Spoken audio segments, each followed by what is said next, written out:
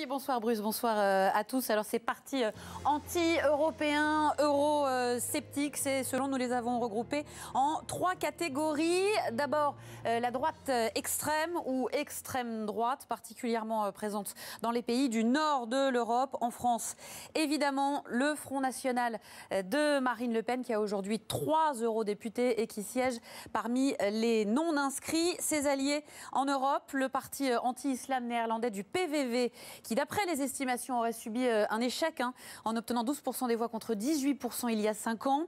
Il y a également le FPO en Autriche ou encore les néo-nazis d'Aube dorée en Grèce. Voilà donc pour cette droite extrême. Autre mouvance eurosceptique, ceux que l'on appelle les souverainistes au Parlement européen. Ils sont aujourd'hui regroupés autour du leader des eurosceptiques, le Britannique Nigel Farage, leader du parti UKIP, parti pour l'indépendance du Royaume-Uni, qui milite pour une sortie de l'Union européenne.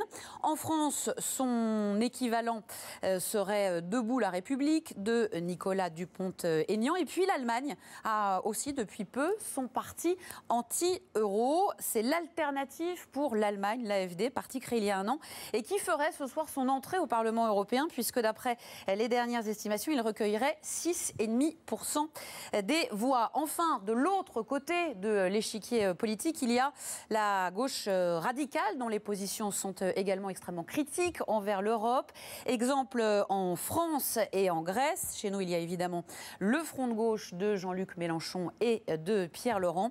Mais la figure de proue de cette gauche radicale européenne, c'est le grec Alexis Tsipras, le leader de Syriza, le parti qui serait en tête ce soir en Grèce, d'après les dernières estimations, devant la droite au pouvoir dans le pays. Il recueillerait entre 26 et 30% des voix. Alexis Tsipras, qui est d'ailleurs le candidat de la gauche radicale à la présidence de la Commission. Voilà donc pour ces forces eurosceptiques très disparates. Mais attention, pour pouvoir réellement peser au sein du futur Parlement européen, il faudra former un groupe politique. Et là, c'est une autre bataille qui s'annonce, Bruce et Laurence.